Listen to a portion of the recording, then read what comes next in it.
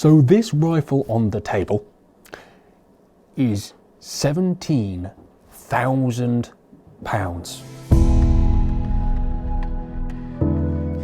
And this rifle on the table is £12,000. I've looked at some of the most expensive shotguns in the world and could happily justify them. But when it comes to rifles, I've always been more of a practicality guy. Today, I'm going to learn why you'd spend this much money on a gun. Let's go hit the range. Hello, Archie. Hi, Johnny. This is going to take some explaining to me. This rifle's £12,000. Yeah, it is. Why? So this is a Rigby Highland Stalker Deluxe. A lot of people probably are familiar with the Rigby Highland Stalker, something that's been made for a long time. They revived it a little while back and has been incredibly popular. For those who are not aware, by the way, it is a German cross-English rifle. It's a continental gun from Rigby. Yeah, exactly. Now, Rigby are a London gun maker. They've been making guns, based out of London for a long time. They make some primarily rifles they're known for, but they do also make shotguns. Some very nice shotguns. Very nice shotguns and some very nice rifles as well. So there's some big double rifles and all that sort of thing. But for those not really looking at, we're not looking at the custom market, sort of bespoke market as it were. This Highland Stalker Deluxe is something that we have developed with Rigby. We've added this cheek piece on here, which wasn't on the Highland Stalker before, something that's exclusive to Sportarm. With the Highland Stalker Deluxe, we get some upgraded woodwork as well, in comparison to the standard gun. But essentially, what we've got here is the Mauser 98 Action, Timeless. which is timeless, incredibly reliable, shoots beautifully. So it's something that we wanted to develop to try and give an angle on the market to someone looking for a really beautiful rifle that they can take out, take some real pride and joy in. Maybe not necessarily an everyday rifle that you go out and cull roe deer with. Someone looking for something to take up onto the hill in Scotland, or someone looking for something that's slightly more special for those slightly more special days. This really is something that just ticks a few more of those boxes. Got really nice floor plate action, which isn't always that common, but actually really lovely thing to use. They can come moderated. We've also got open sights, something that has a bit more of a timeless edge to it. Yeah, there's a thing that I would say if this was a shotgun, which I'd totally understand if it was a shotgun, strangely, is that we're going out and making stories and doing great adventures with our friends when we go and hunt or shoot with a shotgun. Exactly. And it's the things that you do it with that are kind of the fabric of those stories, however 100%. ridiculous that sounds. And shooting with a nice shotgun generally makes for a cooler story or a more pleasant, richer story. Absolutely. And I guess this is the same, but my bringing up with rifles and shotguns to a certain extent was purely practical. And rifles to me still kind of sit in this purely practical realm. I know what you mean, but if someone said to you, Johnny, we're going to go up to hot Scotland, we're going to shoot an Imperial stag, here's a beautiful rifle, wouldn't that make it that much more special? 100%. 100%. So that's the kind of idea that we're trying to get to with this. It's to really nail down those incredible experiences. For those who can, absolutely, guess, yeah. No, absolutely. And we're not trying to say it's an entry grade rifle to go out and shoot hundreds of deer with, and it's not a culling rifle. This is accurate, right? This is like modern accurate. Oh, 100%. I mean, obviously shooting with iron sights is more difficult than it would be if you're putting a scope on top. But if you put a decent scope on top of this, you could go and shoot red stags in Scotland at 200 metres without any problem at all. Like sub-MOA accuracy. Yeah, oh, absolutely. Which is, I guess, with a shotgun, right, writing a story with a fine gun is accessible. Yeah. You can buy a very nice box lock with history for Absolutely. £1,000. Yeah. For £1,000. Yeah, absolutely. Very nice, might be a stretch. But a cool storage box lock. Yeah, it's got some history there, it works, and it's a nice thing. The rifle equivalent, rifles wear out. Yeah. And they have got significantly better. And I guess maybe that's the thing. We understand the richness that a shotgun can bring to us because it's so accessible for many. But understanding the richness a rifle can bring, I can't believe I'm justifying your point here, but is harder to access. There aren't that many people out there producing high quality rifles that are beautiful, that are not, I mean, Purdy make them, but they're astronomically expensive and out of a lot of people's price brackets, whereas this is expensive. It's a nice rifle though, that Purdy.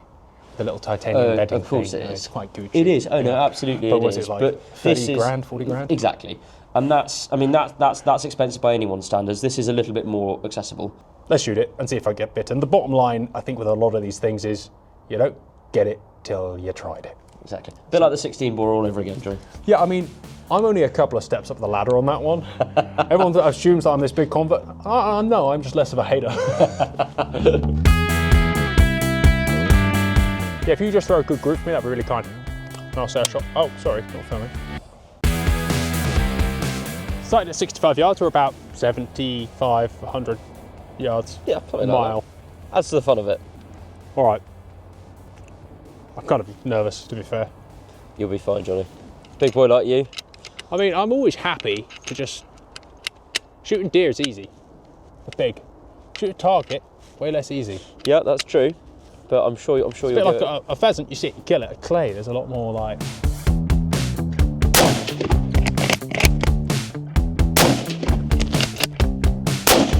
Ooh, that last one was a bit high. Feel like the hunters of old.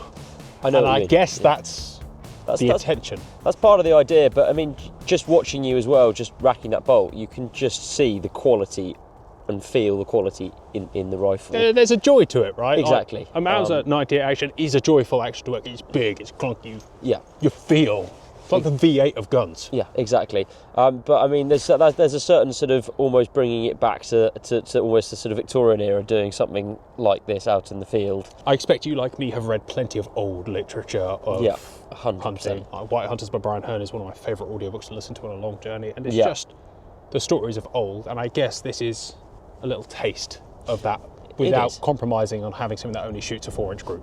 Exactly, and it lets you scratch that itch really that a lot of people have, but don't necessarily have the wherewithal to go and sort of experience properly. And also, actually, it's very important that we shoot these animals humanely and cleanly, and this lets you do both of those things really. Well, I think we should go look at the target before we say any of that. I mean, it's a 6-inch circle, so I'd be confident that if they're inside the circle, it would be a dead deer. Well, one would hope so. Yeah, I'm not actually unhappy with that. No, for the it's first really, shots. really not bad shooting considering first time you shot it and with open sights. So And you have to learn, I think, certainly with open sights, you've got to learn where that top ball should sit exactly to be able to put 100%. your... I wasn't expecting to get a 1-inch group, to be honest. No. But No. I'm happy. Yeah, but it's also sort of, I mean, it's very much a dead deer. So I mean, That was a great success. yeah, there we go. All right. What are you looking for? I really do. There is a joy to this rifle feeling like And that's a gun, like an old gun. and that's kind of what we're aiming for. Real So, materials. Yeah, all part of the experience, really. That's for you now, and I think because you're actually a good rifle shot. Well, we can see. I mean, you can't be a worse rifle shot than you're a shotgun shot. Well, thanks, Johnny. So I think that you just want to go back to 100 yards, and you can get it in the bag, and let's see what you can do. Let's see what we can do.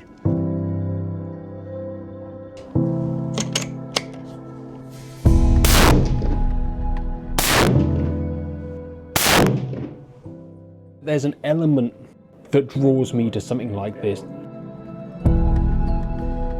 that is a challenge, Yeah, 100%. which is usually not what I look for in a rifle. No. With a game gun, there should be an element of challenge to keep it sporting, but I think we view deer as a sporting animal. Not in the same way that we used to, I don't there's think. a- They're almost viewed as a pest/commodity. Yeah, no, I completely agree. And when we go out, we look to just go and make a good, clean kill at whatever range because the pressure is on to bring deer numbers down, not necessarily to have an enjoyable stalk. So we all act more like deer managers now. Yeah, I'm not saying this is a completely bad thing, but there is an element that's a little cold-hearted about it. I think that the difficult job is over once you've got the rifle on the sticks and the deer in the scope. That's the difficult part over when you're stalking with a modern rifle. Whereas with this, that's when you still got part of the challenge if you're shooting with iron sights, and that's quite nice, really, actually.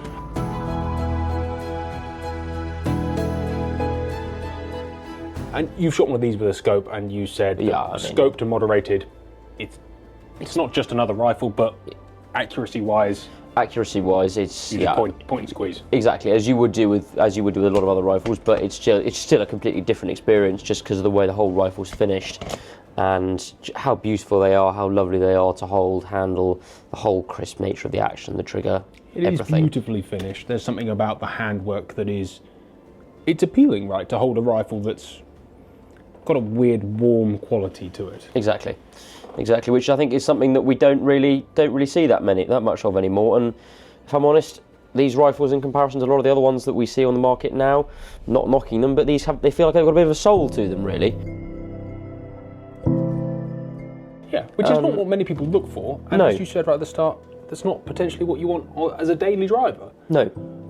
But I sort of attributed it to the same thing that a lot of people have a very nice side-by-side in the cabinet they take out when they want to just enjoy the experience, not necessarily do the damage. Yeah, exactly. Or if you're going up to Scotland on that special trip or something along those lines, or if you were going out to the Alps to go and shoot some chamois or something like that and wanted something a bit different, then something like this would be absolutely beautiful. Walk in the footsteps of great South Africans, Plains game, that kind of thing. I exactly. I get it more now, I think, or I'm certainly less sceptical of the concept now that I've had a little taste. Exactly. Because it does feel cool and real and they do, and like stepping back in time. Yeah, exactly, and that is the point. I mean, rifle shooting has moved on from the days of sort of having iron sights for shooting everything with, but the deer numbers in this country again have moved on. But actually having the ability to go out there and have a bit of fun and challenge yourself with a rifle and have something like this in the cabinet to take out now and then is really special. And I think it's something that actually a lot of people do secretly aspire to do, even though they may not admit it. Yeah, it's become a little unfashionable, maybe, I think, to actually not be on that more clinical deer manager side and see deer as more of a sporting thing. It's seen as a little more uncool now. Yeah. And I guess this is like a fingers up to that culture and a step out in your own way. And that, with all the hand finishing and all of the, I mean, London wages are not nothing, and the skill that it takes to build one of these is quite something. But it does show. Yeah, it is a beautifully put together thing. Yeah.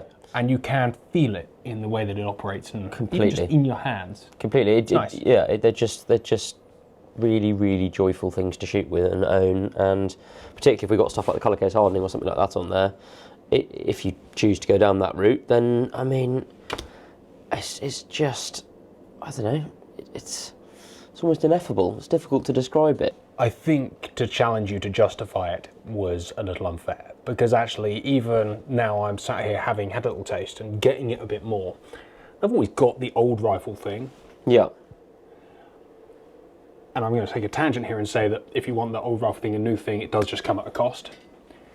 But it is an almost impossible thing to justify because it's a passionate object. It's not the sensible choice. And that's always hard to justify non-pragmatic things. It is, but we're not necessarily looking for justification, and it's one of those things. I'm sure there's lots of other guns in your cabinet that you've got that you can't justify to your wife, but you love going to shoot yourself, and that very definitely could be one of these. And I think that's probably where it might fall into the category of it's a joy to own. Do you need it? Possibly not, but do you want it? Absolutely. Yeah, I think I'll go with that. For me, it falls into the category of things that I wish I could afford, but I can't, and hence it's easy to just ignore or beat down to make myself feel a bit better. And that's okay. Yeah, I know exactly what you mean. It's a bit of a pipe dream, but there we go. Who'd buy a Ferrari? It's stupid. Me, if I can afford one. Precisely. Yeah, I think that's the bottom line. Yeah. It's a lot easier to understand these things when you've got the money in the bank to buy it. Yeah. And actually having shot them as well, and now you can really feel it and feel like it's got that bit of soul there. I think that does really help as well. The soul in a rifle is worth money. It's a rare trait. Yeah, it definitely is. It really is. And I think that's what we've come away and managed to create and managed to achieve really there. So thank you, mate. I actually really enjoyed that. Good. Something a little bit different, but it's nice to do something different.